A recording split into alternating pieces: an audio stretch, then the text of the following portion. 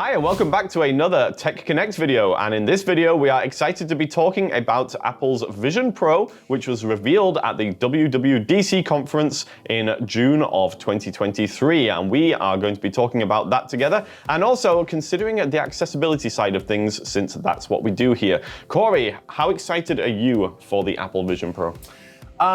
I think I'm kind of excited. I mean, on the surface, you know, you think from a blindness perspective, which is kind of where I would be coming from it. You think to yourself, well, really, how useful could it be? But as some of the things we're going to talk about today, some of the accessibility features that have been confirmed and some of the speculations, I'm starting to get a little more interested in it. I don't know that I'm going to buy one for $3,500. Yes, although you did tell me that Vision Forward is going to buy one. We will. Well, that's a business expense. There you go. We will definitely have one. So when it's released in early 2024, keep an eye on the channel because we will actually have a video with it. Hands-on, heads-on, whatever it is. I like that, yeah. What about you? What's your level of excitement on this device? I'm interested in seeing the technology and if it works as well as has been advertised. And also, I have some hopes for the accessibility side of things and what that might offer for people with visual impairments. Will I get one myself? Unlikely, I would say. Not super interested in the technology from a personal level, but I do think that there are some good potential applications for some of our clients.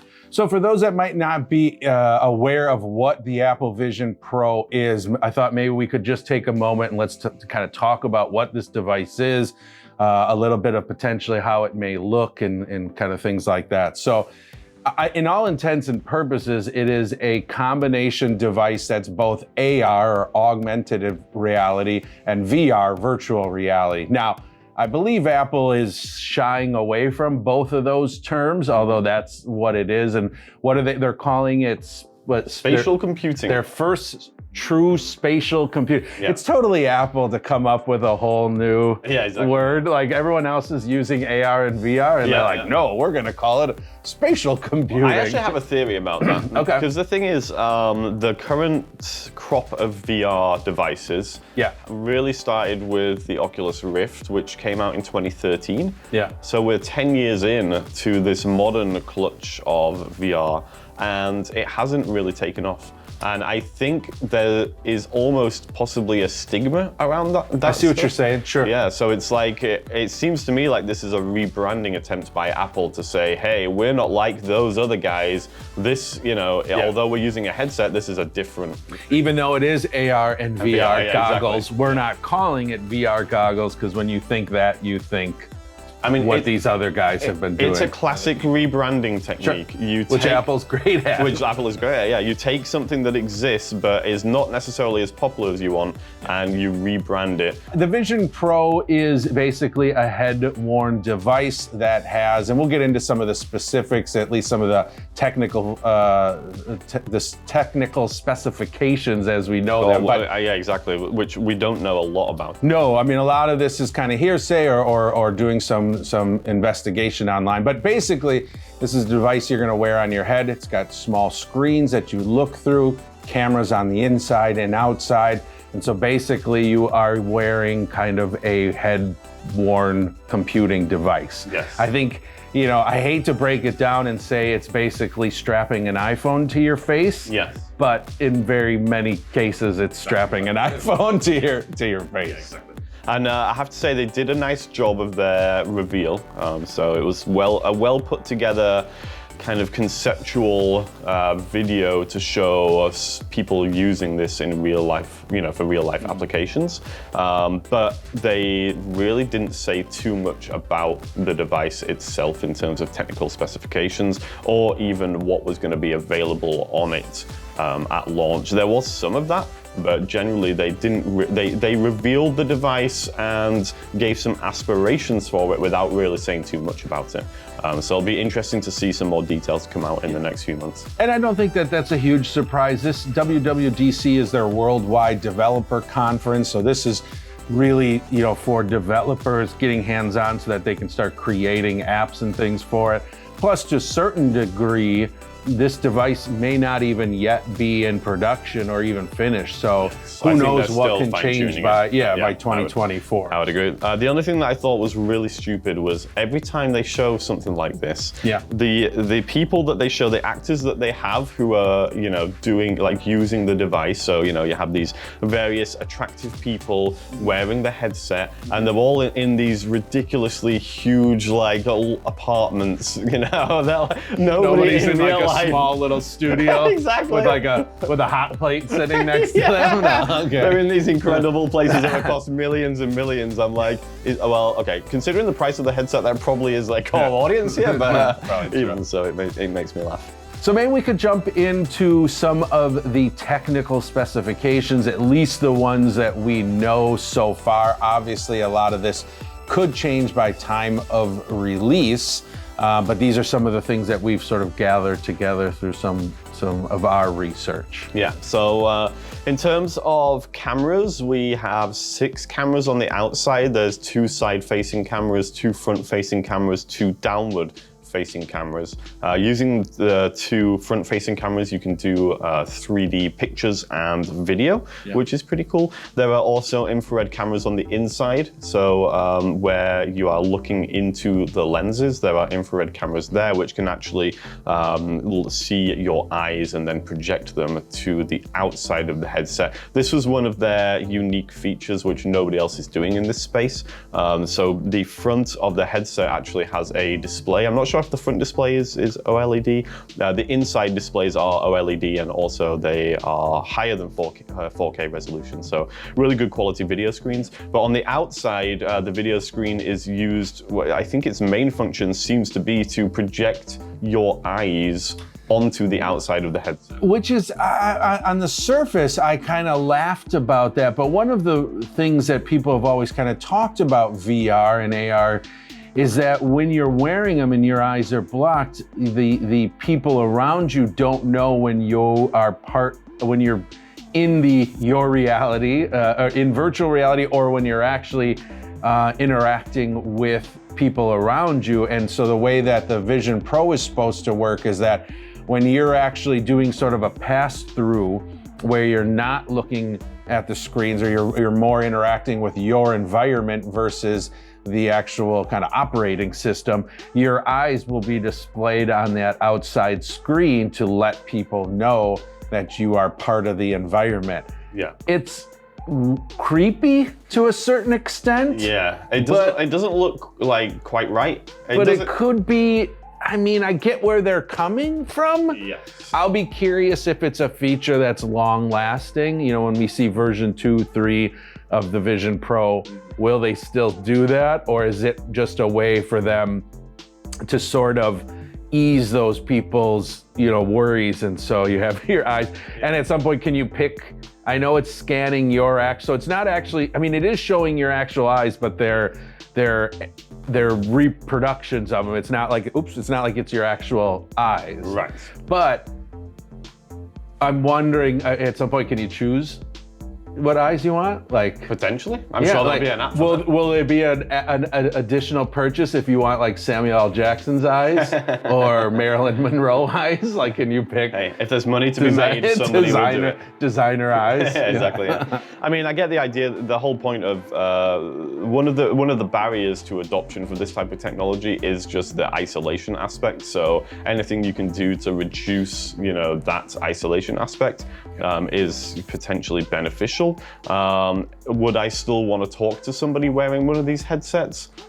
Probably not. I'm not saying I wouldn't, but if I came home every night and my wife had a headset on and she was just like that for the whole evening, I don't think I'd be too impressed. And at what point do they put the eyes on the outside, but yet you're really not part of it? So you're just pretending. It's like a do not disturb mode. We should just describe that a little bit more. Corey had mentioned this pass-through idea. So you can interact with your environment by seeing through the cameras on the front of the headset. And that's where the augmented reality reality aspect comes in, where you're actually seeing the environment around you, but you can project digital things into the environment. So that would be this augmented reality idea. So, I mean, some of the things that they show, for example, would be you would be in your room and you would be projecting various screens and doing various things.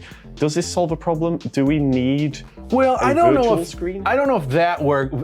The one I've always thought to myself is like you're wearing it and you're in your environment and someone walks up to you and their name pops up above their head and the last time you saw them and the name of their kids. And now you're like, oh, hey, Jim, how's it going? How's Betty doing? Okay, here's my problem with that. Go for my it. problem. If the person that you're talking to knows that your headset is giving you that information, which they will if this becomes well But they'll have adopted. their headset on too, and they'll say, hi.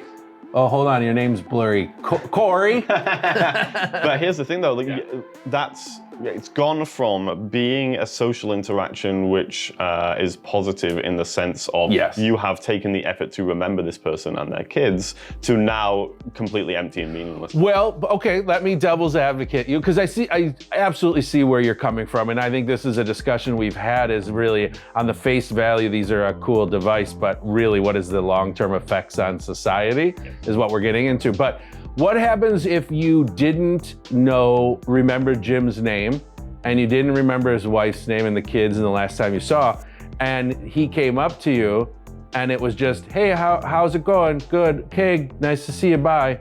Now you didn't have any interaction because you were embarrassed or he was embarrassed because he didn't remember those things. And so now instead of having a meaningful conversation where yes, you were prompted, but you still had a conversation. Now you're avoiding the conversation altogether. But maybe then that prompts you, to do better in the future. Well, okay. So, sure, I see what you're coming from. Yeah, I mean, this is my personal feeling. No, I think it's a great topic though, right? It's what's the long-term effect of these devices, again, taking us out of our reality and putting us in AR, VR. Which, I mean, people already are with their smartphones. Do we really want to go further down that route? Let's go back to the tech specs a second though. So the other thing that we know at the moment is there are 2 processors in there. Okay. There is Apple's M2 chip, which I've heard a lot of good things about. Yeah. And then they have this R1 chip, which I don't really know too much about other than it's handling all the processing from the sensors. I should say there are other sensors on the device as well. I'm not 100% sure what they are at the moment, but there is going to be an array of sensors for various I'm guessing gyroscope and all the normal kind of sensors, plus who knows what else they're adding into it. The other thing is the battery. Corey, do you want to tell us a bit about the battery? Yeah, so Apple has been very clear about this. So this does not have a battery pack built into the device. Instead, it's an external battery pack that is connected via a supple woven cord. You really wanted to get that in, didn't you? I had. Since I watched that, I've been saying the word supple all the time.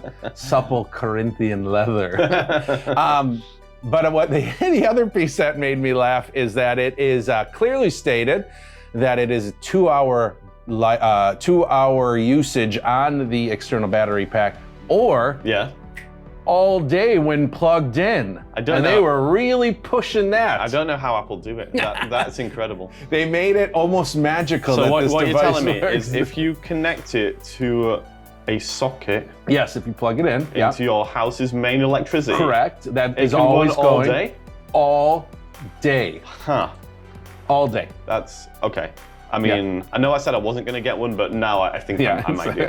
I love Apple. Their distortion field is pretty good when they can really sell it. But 2 hours is concerning. I mean, that's not a whole lot of time. Especially when you consider that tech companies, when they give you things like this, they're always giving you best case scenario. Yeah, although Apple is typically pretty good and a little more conservative and accurate with their battery battery life, but still, even if they are right on point, 2 hours is not a lot of time for something that you're going to be wearing and potentially using a lot. If you're watching a movie, it's a classic example, you know. No Marvel movies. Yeah, exactly. Can't watch any Marvel movies unless you're plugged in. Yeah, and then do you have a socket near enough to your sofa? Do you need a really extension cord? Yeah, so now you've got an extension cord running across the floor, and now people are tripping over. And speaking of watching movies, it also has spatial audio. So there's a little I don't want to call them earbuds, but there's basically little speakers mounted kind of above your ears that are supposed to represent spatial audio, and it's supposed to be really good from what I'm kind of hearing too. So that'll be interesting. I'm actually glad from a blindness perspective and a low vision perspective that they're not earbuds that you put in. Yeah. Because I prefer to have my ears open to the environment. And then as we come back to discussing, having conversations with people, you don't want earbuds in all the time. So. Yes, although you could connect earbuds probably over Bluetooth. I assume so. I would assume so. Some other things in the materials that we've been shown, everybody is always just wearing this with a single headband that goes around the back of the head, which seems to suggest that Apple have solved the issue of needing a strap on the top of the head. However, I did listen to something today which suggested this wasn't the case, and actually, although Apple haven't been showing it in their promotional videos, there is actually a detachable top of the head strap, and really, because of the weight of the device, in terms of comfort, you do really need to use that top of the head strap as well. So I think they don't use that in their materials because they want it to look more futuristic, but realistically, I think you are going to have the strap around the back and then over the top as well. And weight-wise, I think there is a little bit of concern there as well. I heard one report say that it was around £1. Now that's unconfirmed at the moment because Apple haven't said anything, but from the materials that are being used, which are metal and glass, those are not light things. No. I know that they want to have a premium product, and most headsets are made out of plastic, so one way you could differentiate yours is by making it out of higher quality materials, but this is something you wear on your head. Weight is kind of critical. Very critical. And other companies make them out of plastic because plastic is lightweight and durable. So it's all very well not doing that, but in terms of just use cases, although I guess if you can only wear it for 2 hours at a time anyway, then that's true. And I know there has been not confirmation, but it's definitely a pretty firm rumor that they're already working on a less expensive version of the Vision Pro that would be plastic, so that makes sense. I mean, if you start with a Vision Pro, then that indicates that there's going to be a Vision Not Pro as well. And then again, that makes sense. This device is really not geared for the general public. This is a Gen 1 device, mostly going to be for developers to really see where this category is going. I mean, not to belittle this, but not to go on too long, but when the Apple Watch was first announced, Apple didn't really have a clear path for the Apple Watch, and it took probably 2 or 3 generations before they really saw how people were using it, and it really turned into kind of the device it is today. So I see the same for the Vision Pro. It's going to take a little bit of time to see where it goes. Well, let's talk about that. So this is our next section, is what and who is it for? And that's a great question because I'm not sure that I know. And actually, the market in general doesn't really seem to know either. In terms of, I'm quite into the gaming scene. Yeah, I think that's a I don't want to say a given, but to me that is the largest market right now. But here's the thing though, adoption and response to VR, even in that market, has not been particularly great. Yeah. And it's difficult for me to imagine a future where people are widely adopting wearing headsets and being isolated from the outside world. Now, I mean, this is the thing though, like, it's always harder to imagine a future, because if we thought about smartphone adoption 10 years ago, but even so, like, I don't know. But when you look, I think when you look at the Oculus, well, it's not Oculus now, when you look at the Meta Quest 2, when you look at the Sony VR, to me, those are a very single-use device, gaming, and that's it. Is Apple's Vision Pro going to be a differentiator where it's more than one thing, right? We've got the gaming aspect of it, but now we also have the AR piece where we can use it in other cases. So one of the examples that they talk about with the Vision Pro is that if you're wearing it and you walk up to your Mac, just looking at the Mac transfers that Mac to the glasses of your Vision Pro, and if you have a Bluetooth keyboard, you're often using your computer.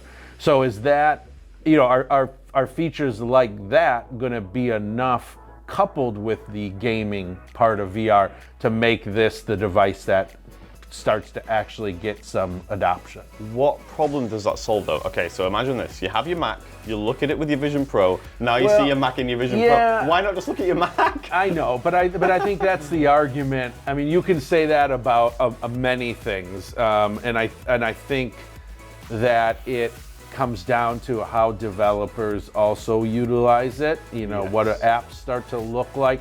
One example that I never know if it's Marcus or Marquez Brownlee, but one of the things that he said that I found to be really awesome was this idea of having, let's say that the NBA Finals just ended. Let's say that moving forward, sporting events have a special camera on the field or very close to the field, and you put on your glasses, you put on the Vision Pro, pay a monthly fee, and now it's as if you have courtside tickets, and that's how you're watching the game. But what is it about the Vision Pro that makes that idea specific to that device? Probably for a couple things. One, maybe the picture quality, the sound quality, and something that's probably not really anything to do with the device is that Apple has the resources and the relationships to get that kind of stuff done.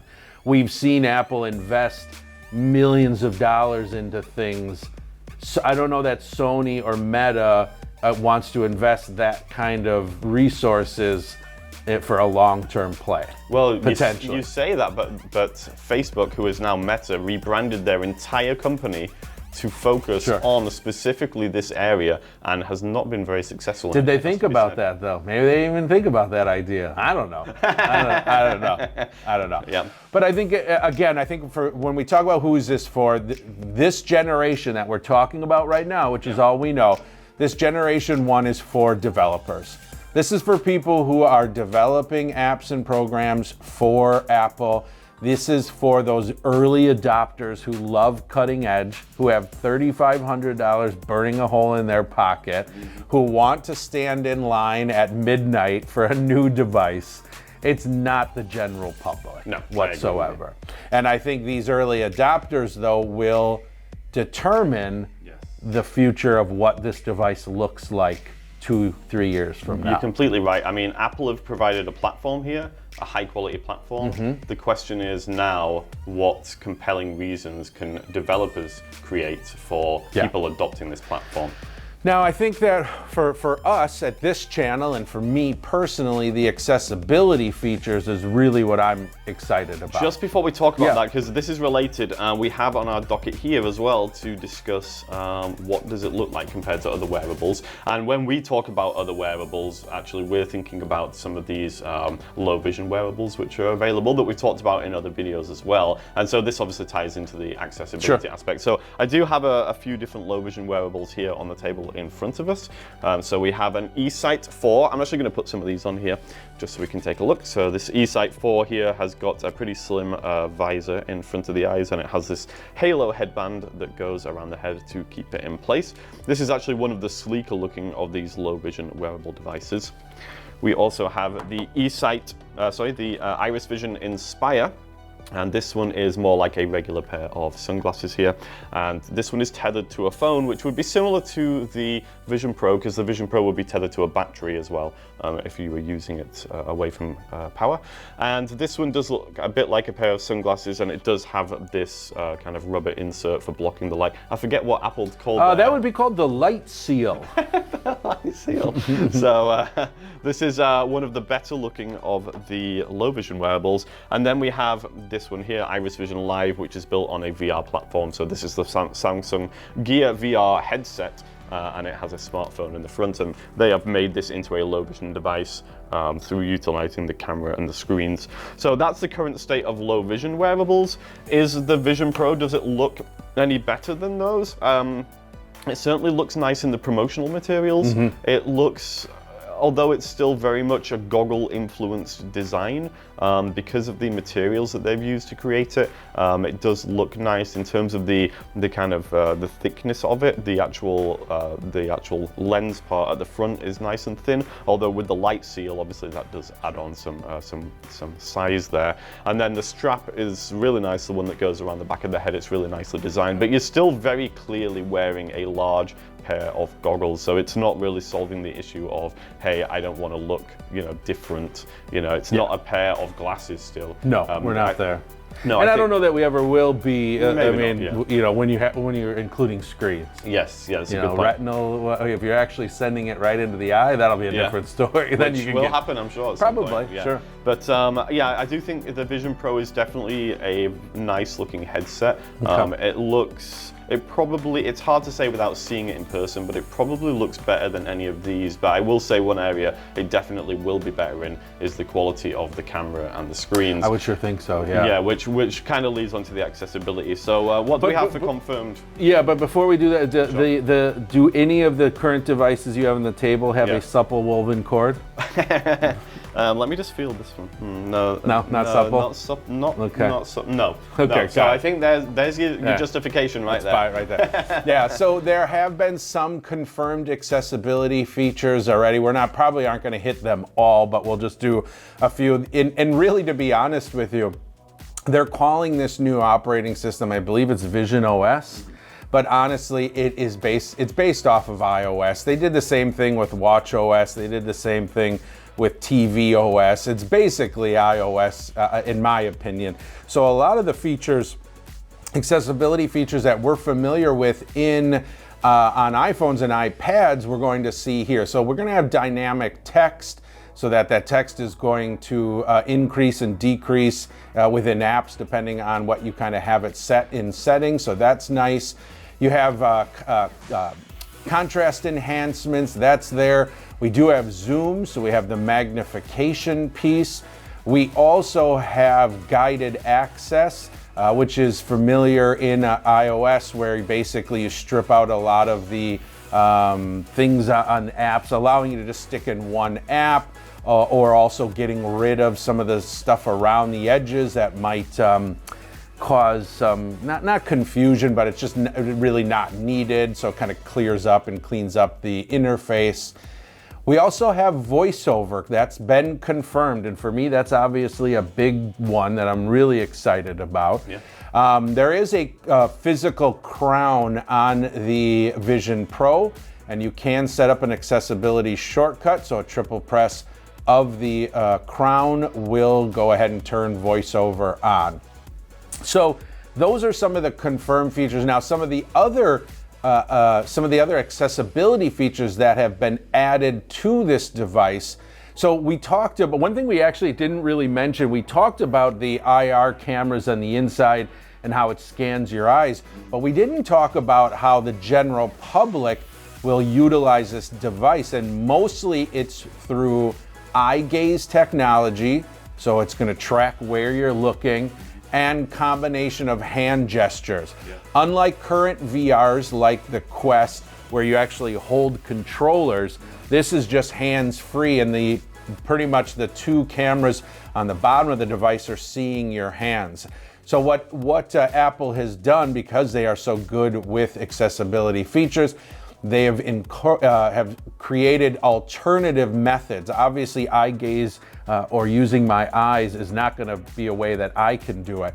So what they've created is a new pointer mode, so that an individual can either use their index finger, their hand, or their wrist to go ahead and control the device, so they're not using their eyes. And the other thing that's kind of crazy, and I don't know, have you seen a picture of this? Supposedly when you use this pointer mode, you can add like a long digital pointer to your hand or finger. Have you actually? I haven't seen it. No, okay. Which I find to be kind of interesting, but also sort of ingenious. Yeah, it's funny. They also have created some what they're calling dwell mode, and this is basically where there are some common controls like scroll, tap, that will always be visible on the screen, so that again, this is now for individuals who can't use their hands. Yeah. so that you can eye gaze to certain things that you would typically use your hands to control. Now, we did see some examples of using voiceover in a developer video. Yeah. And so we saw an example. It was kind of, a lot of it was to do with coding the accessibility side of things. So making apps accessible. exactly. Yeah. So a lot of it wasn't necessarily relevant to what we're talking about here. However, it did show how you can control voiceover using just your hands. So obviously, if we're using an iPhone, we have got our swipe and tap gestures and that type of thing. But here, the equivalent is using hand tracking, and it can actually tell what fingers you're pressing together. And from reports of people who've tried it, seems to be amazingly accurate with its tracking of that stuff. Yeah, it's crazy. And some of the gestures, like for instance, the swipe right gesture that we're used to is doing a right pointer and thumb pinch, and previous is middle finger pinch on the right hand. And then to activate, which is like a double tap, it's either ring finger on the right pinch or left index pinch. Yeah. Now, what also, those were just the three they confirmed, but as they were talking about interacting with apps, there's this new direct interaction mode, and it's really not that important for us today's video. But what I took away from that is they talked about the way that you turn on this direct mode is a triple pinch and hold on the left pointer finger, which tells me that a lot of voiceover gestures will be multiple pinches and holds. So just like we're used to on iOS, where you've got double tap, triple tap, and hold, blah blah blah.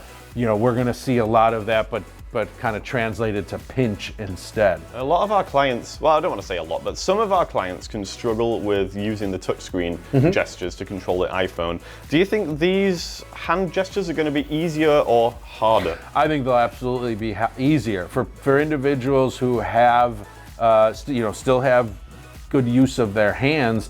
I think doing a pinch with your right pointer finger to your thumb is so much easier than doing that swipe gesture, because that swipe gesture just, getting your finger swiping across the screen at the right moment versus a touch and then move right is just super difficult. So this pinch, I think, is going to be so much easier. That's a good point, because I mean, with the phone screen, you have a very small target area, and that's why people tend to touch the screen first and then swipe when they're first learning, because they need to know where the screen is, but you can't touch and swipe. It doesn't work like that. But with this, you've got so much wider a field of view. We assume that it's not going to be a real narrow area. From what I've heard from early users who've had a chance to use this, it's very surprisingly wide. The amount of space you have to do these gestures is. I guess my only concern would be if we can do a triple tap and hold, and that's a gesture, that means that holding is a recognized thing. So now that means there's a certain speed that you'll need to do these taps at in order for it not to register as a hold. So potentially that could be a sticking issue. And I'll assume, but we don't know this, but just like in iOS, you can go in and control what your tap speed is in a lot of cases.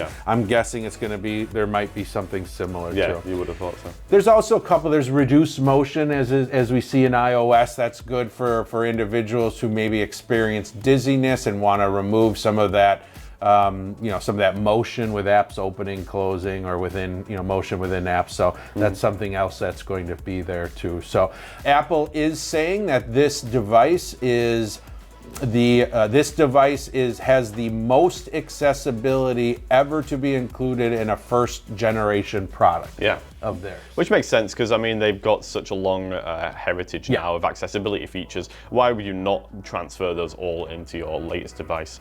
That being said, one thing that we did not see, and again, they haven't revealed too much about what apps are going to be available at launch, but one thing that we did not see there was the magnifier app. Now, on an iPhone, the magnifier can be used to look through the phone's camera and obviously then magnify external things in the environment. If you're wearing a headset, now if you are looking out of the camera on the headset, you are now looking out into the world. And at that point, you are potentially going to be able to use the Vision Pro as one of these low vision wearable devices. So potentially if we had the magnifier app, for example, we could look out the camera on the front of the device and then zoom in on things, and the magnifier app can also change the color of things.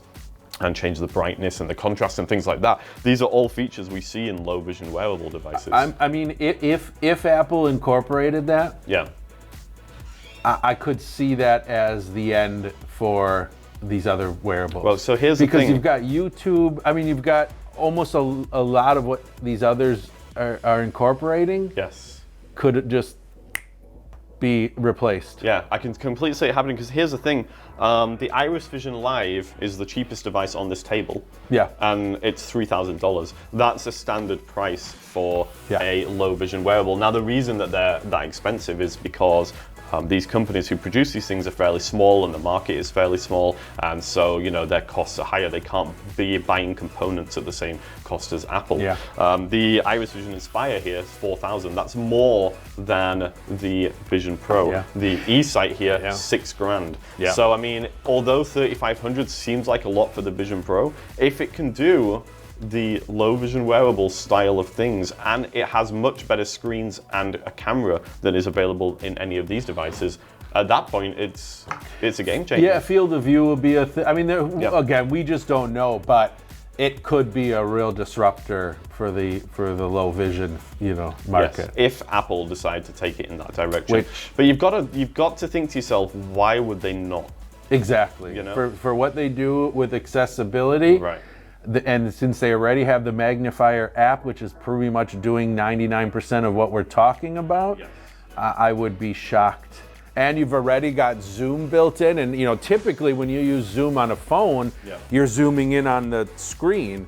But if you're, it will also work on the Vision Pro, but now if the screen is just showing you your environment and you magnify, Yeah. I mean, you're almost there again too. So It seems, I mean, this is just speculation, obviously, but it seems to us like this is something Apple could very well do. And if it does, for me, that would be the most exciting thing Yeah. about this device. Yeah. Because these low vision wearables have been, you know, popular, but also they still leave a lot to be desired in terms of visual quality, I think. yeah. And I think if we talk about from an accessibility, you know, so these are some of the confirmed accessibility features. Now, I think it'd be one of the things, kind of the last area we want to cover here is talking a little bit about what could be cool for the future. And I think us talking a little bit about it being a wearable for low vision is sort of falls into that category, just because we don't know just yet. But I do think there are some other, to me, just low-hanging fruit that are going to come right from the get-go. We already have Ira. We already have Be My Eyes. Those being ported to the Vision Pro makes sense, and now we've got hands-free. You know, with Be My Eyes and with Ira, we've been struggling a bit with hands-free options. I do believe the Arx Vision now does it, and so does I think Envision AI. But still, having a true hands-free option for those visual assistant apps totally makes sense, and probably could be done with little to no effort. Yeah, really. I mean, these are apps that are already available on Yeah. iOS. Think about also porting Seeing AI or Envision AI or Supervision, you know, where you're using the back camera, but now you're just looking at paper and it's read OCR options, or facial recognition, or money identification, or even GPS. As I'm traveling forward, it shows, you know, it's telling me GPS, but as I look to my right, it tells me the name of the store or building I'm passing because of that augmentative reality. It sees it knows where I am. I've turned my head looking over, so it's going to tell me what's in that direction, including the spatial audio piece of it now too, right? It can announce things to my left, to my right, in front of me, behind me. Same with kind of walking into a room. You know, I'm still waiting for a device that seamlessly allows me to walk into a room and scan and hear, you know, empty chair 20 feet to your left. Yeah. Does the Vision Pro have that potential to do? I mean, I would with say it LiDAR, you know, and everything Yeah. else that they're already using in devices, you know. Processor-wise, I think it could do it, but I'm not sure the technology is there yet in terms of... And you're right, it might not be, but I think this is sort of that future, Yeah. you know, what from an accessibility standpoint, what could make this device, you know, when we looked at the iPhone when it first released, people kind of talked, what is it? Now look at how much, how many features and things that the iPhone provides people who are blind or visually impaired. Is the Vision Pro, are we having that same conversation now? 5 years from now, are we going to be saying this was, you know, revolutionary? Maybe not. We just don't know. I think in accessibility terms, it has a lot of potential, and I could see it completely destroying the existing wearable market, to be honest with you. For regular consumers, I think it's more of an uphill struggle. And if it doesn't get widely adopted, then obviously it's not going to be successful. They're not going to keep it as an accessibility device, although you never know with Apple, but you're right. If it's not adopted by the mass market, it's not going to benefit people with people with visual impairment. So it's going to be interesting to see how this pans out. I mean, as I'd said already, this isn't a new market. There are a number of devices on the market already which are doing AR and VR, and none of them has been as successful as the pundits hypothesized. You know, we've had AR, Microsoft HoloLens, Magic Leap, not super successful, and even in the VR space, you know, probably the stuff that Meta have been doing is the most visible. Google Glass was sort of, you know, I mean, it also didn't make it, but it was, you know, another one where they kind of tried. That was a little different, but that's the thing. It's a history of failure up to this point. It has been, and you know, but Apple again, I mean, Apple does a good job usually of coming into a space. Yes. And you look at what they did with the phone. Obviously, touchscreen phones were out before, but they really sort of like, bam, made it for the masses. Right. Smartwatches, same thing. I mean, there had been Fitbits and other watches out, but now when you say smartwatch, most people think Apple Watch. Same with tablets at this point. The tablet market it's maybe there's one or two other tablets, but it's iPad, and really that's about it when it comes to tablets. So who knows? If anyone could do it, it would probably be Apple. Yeah. But again, like you say, it comes down to what the mass population wants. Exactly. Yeah, so for those who are interested in the Vision Pro, either from a general use or from an accessibility standpoint, please use the comment section below. We would love to know, like, what's on your wish list? How would you use this device? What do you have your fingers crossed that Tim Cook is going to put in that device? Put it down in the comments. We appreciate it. Go ahead and subscribe to the channel, like this video, make sure you share it out. All of that really helps our channel, and we do appreciate it. Just takes you a moment, but goes a long way. And if you would like to contact us, there are 3 ways to do it. You can email us, techconnect@vision-forward.org. Feel free to pick up the phone. That's right, you can take your iPhone out. With the Vision Pro, could you call from that? Hey, why not? Actually, I don't know if you ever said he could make calls on it, but anyway, FaceTime. That would be a feature. FaceTime us at.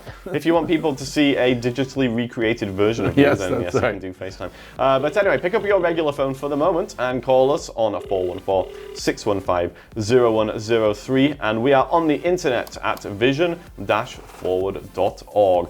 Go check that out and make sure you tune in again in 2 weeks' time for our next video. Until then, bye for now.